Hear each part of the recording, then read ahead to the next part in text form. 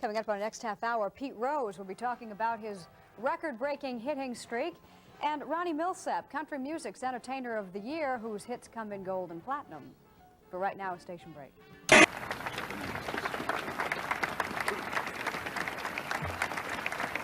Governor, are you prepared to take the constitutional oath? I am. If you place your left hand on the Bible and raise your right hand and repeat after me, I, Ronald Reagan, do solemnly swear.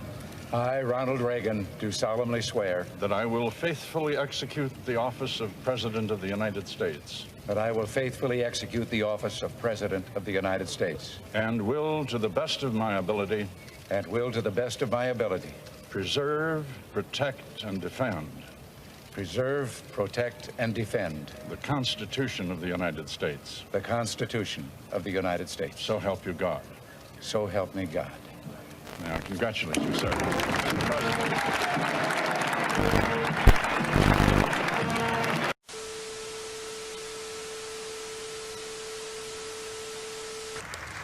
Before departing the Capitol, the President pauses to review troops from all services under the command of Major General Robert Arter, Chairman of the Armed Forces Inaugural Committee.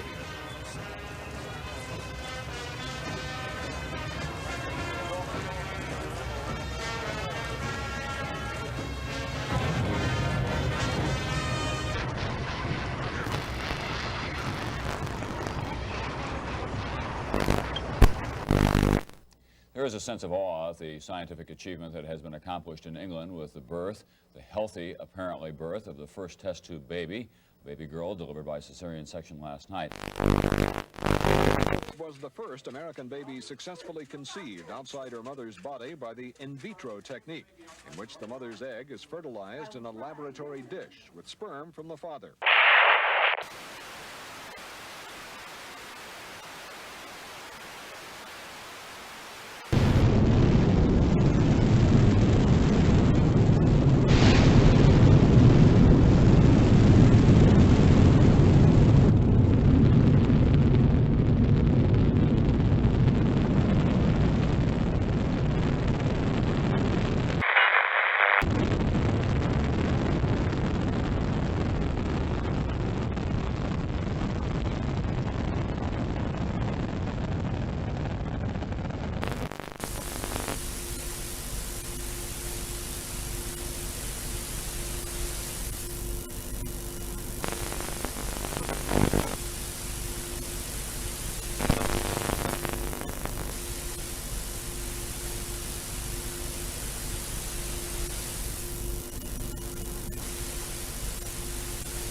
Luncheon hosted by the inaugural committee in Statuary Hall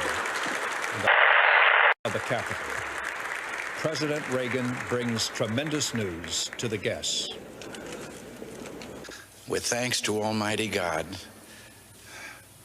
I have been given a tagline, the get-off line that everyone wants for the end of a toast or a speech or anything else. Some 30 minutes ago, the planes bearing left Iranian airspace and are now free of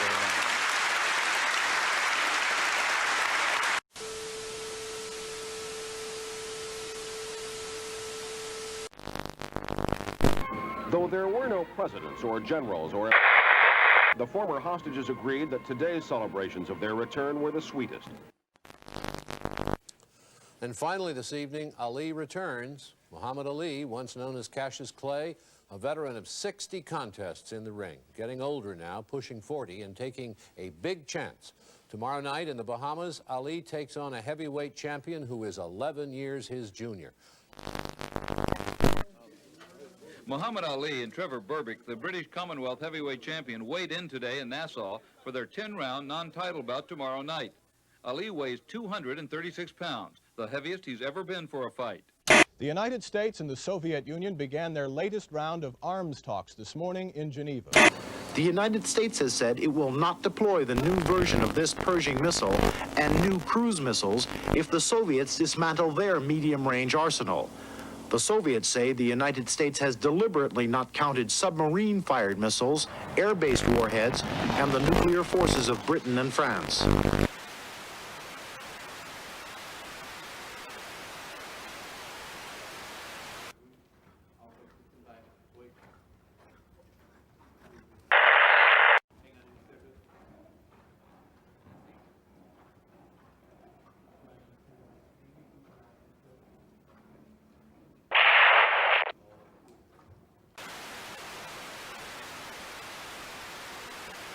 Judy, I'm sorry to interrupt. I beg your pardon. In front of me now are two bulletins from AP and United Press International that both say President Reagan was shot in the chest and wounded by a at the Washington Hotel on Monday. He was reported in stable condition at George Washington University Hospital. I have just read from the United Press International bulletin. The second bulletin is from Associated Press. They both move simultaneously. AP says, quote, President Reagan was wounded in an assassination attempt today, top White House aides said. He was reported to be conscious. His condition was stable, according to Lynn Nofziger, who is the president's political advisor. Here's the car pulling up under the emergency marquee at GW. Agents running out, ordering the press back. There's Mrs. Reagan in the red coat.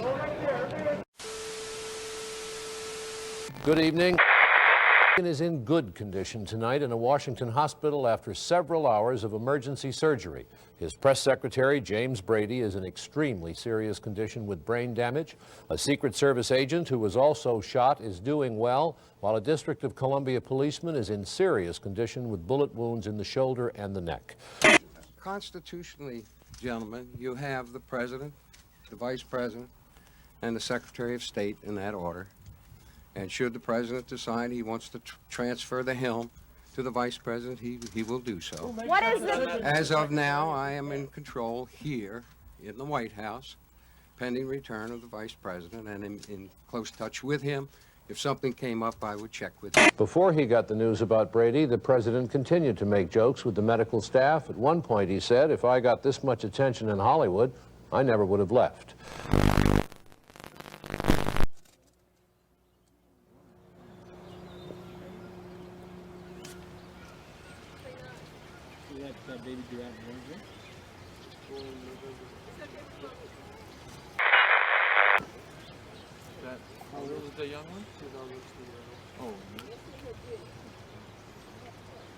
I think every ball club in the major leagues, really has been hurt financially by this. No one has won by this strike. The only people that are going to win now are the fans because it's over with. It's about time to stop playing baseball. Let's begin with the news of the morning. The strike deadline has... It looks like the first mid-season baseball strike in history is on. Don't like what they're making here, throw them in a steel mill for 6 months and let them earn their money. President Reagan has reaffirmed close relations with Israel in spite of the suspension of delivery of 4 F-16s after the air raid Sunday on an Iraqi nuclear facility. Take me on. And I suppose in love. Of course. Whatever in love means.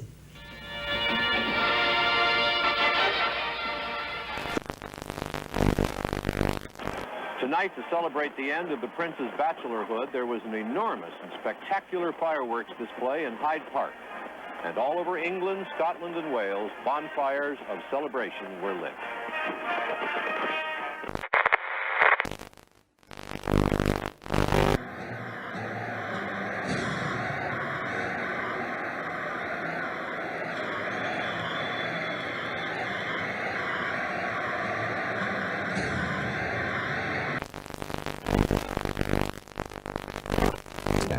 But then the new art form gets a boost when a 24-hour station called MTV debuts. What we've introduced with MTV is a non-narrative form, as opposed to conventional television where you rely on mood and emotion. We make you feel a certain way as opposed to you walking away with any particular knowledge. Helms said his agency could not rehire any large number of strikers because they wouldn't get along with the group now working in the towers. Within the FAA, We could not accept it under any condition. As far as coming back as controllers, things, I just don't feel like we need them back down here.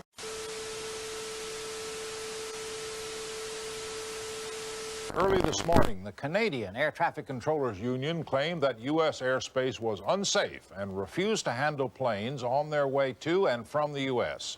What followed was temporary havoc, confusion. I must tell those who failed to report for duty this morning, they are in violation of the law, and if they do not report for work within 48 hours, they have forfeited their jobs and will be terminated.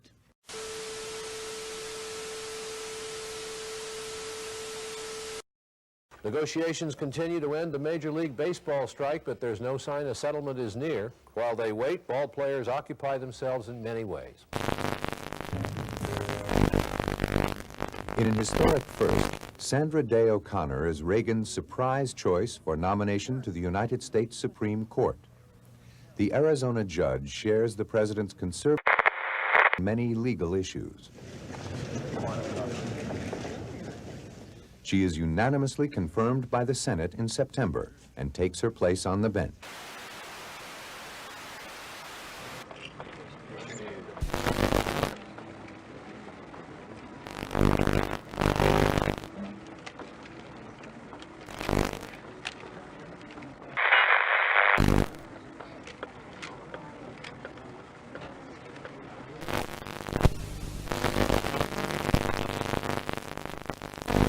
NATO's policy of peace is based on restraint and balance. No NATO weapons, conventional or nuclear, will ever be used in Europe except in response to attack. NATO's defense plans have been responsible and restrained.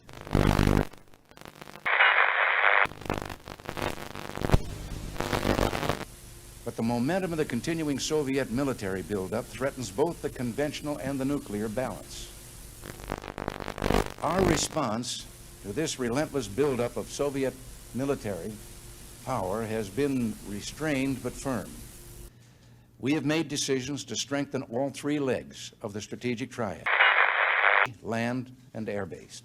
In other words, a deterrent, preventing the use of these Soviet weapons by the counter threat of a like response against their own territory. At present, however, there is no equivalent deterrent to these Soviet intermediate missiles. War depends on the perceived ability of our forces to. The more effective our forces are, the less likely it is that we have to use them.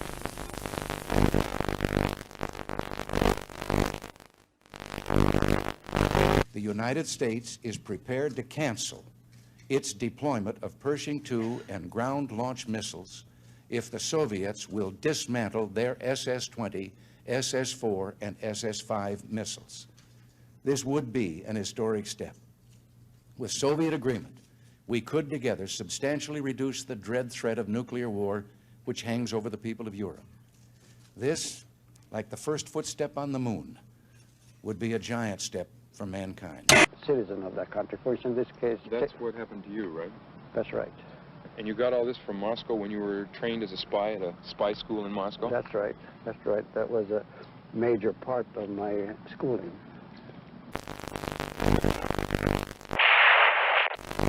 They live as citizens of these countries, and they would start operating really in case of war between the Soviet Union and the United States, for example, or in the time of of a very serious crisis when, for example, the diplomatic relations would be broken. Eventually, he was caught by the FBI and became a double agent. When you were caught by the FBI, did you try to signal your Soviet handlers at the UN or in Moscow that you had been caught? Not immediately, because I couldn't.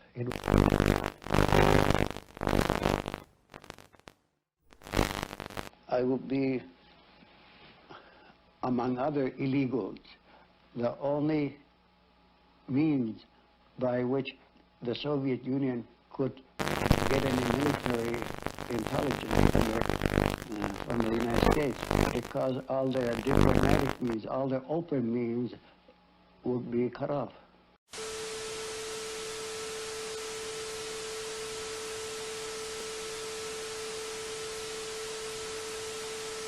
The highest art of warfare is not to fight at all, but to subvert anything of value in your enemy's country, be it moral traditions, religion, respect to your authority and leaders, cultural traditions, anything.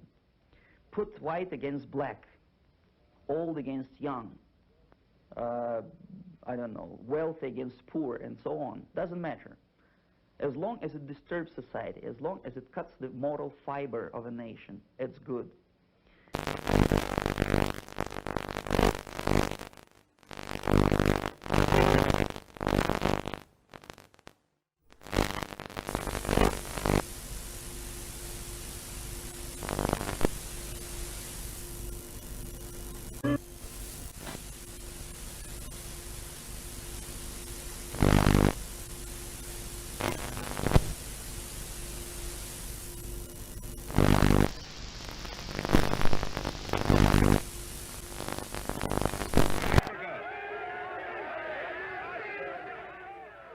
As one boxing great departs, another legend leaves the ring. 39-year-old Muhammad Ali loses a bout to young Canadian Trevor Berbick. The champ calls it quits. Just have to face it. More information is turning up tonight about John W. Hinckley, Jr., the man accused of firing the shots. He was arraigned in court in Washington, D.C. tonight. There is no evidence that there was anyone else in conspiracy with Hinckley, that it all appears as though he was acting alone. Good evening. At Christmas time, every home takes on a special beauty, a special warmth. And that's certainly true of the White House, where so many famous Americans have spent their Christmases over the years. This fine old home, the People's House, has seen so much, been so much a part of all our lives and history. It's been humbling and inspiring for Nancy and me to be spending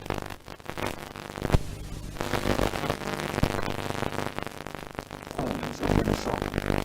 The Polish government has trampled underfoot solemn commitments to the UN Charter and the Helsinki Accords. It has even broken the Gdansk Agreement of August 1980, by which the Polish government recognized the basic right of its people to form free trade unions and to strike. The tragic events now occurring in Poland almost 2 years to the day after the Soviet invasion of Afghanistan have been precipitated by public and civil pressure on the Soviet Union. It is no coincidence that Soviet Marshal Kulikov, chief of the Warsaw Pact forces, and other senior Red Army officers were in Poland while these outrages were being initiated. And it is no coincidence that the martial law proclamations imposed in December by the Polish government were being printed in the Soviet Union. The action cannot stop there. I want emphatically to state tonight that if the outrages in Poland do not cease, we cannot and will not conduct business as usual with the perpetrators and those who aid and abet them.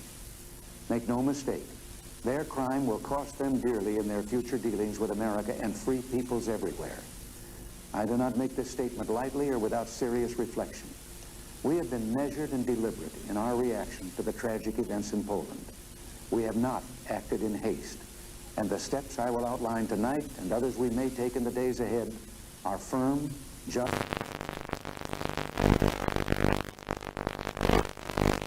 This is my last broadcast as the anchorman of the CBS Evening News. Old anchormen, you see, don't fade away. They just keep coming back for more. And that's the way it is. Friday, March 6th, 1981.